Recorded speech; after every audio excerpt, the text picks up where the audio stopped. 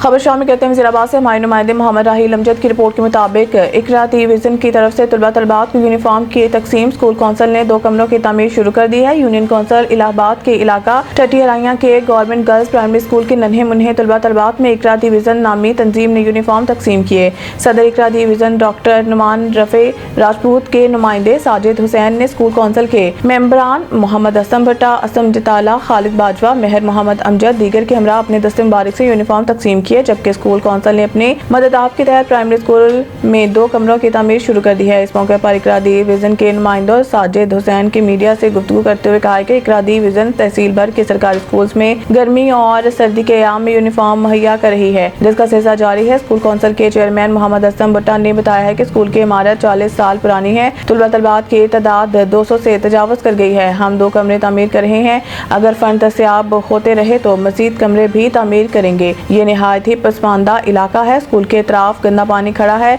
इंतजामिया बच्चों पर रहम फरमाए और इन्हें बीमारियों से बचाने के लिए साफ सुथरा माहौल फराहम करे।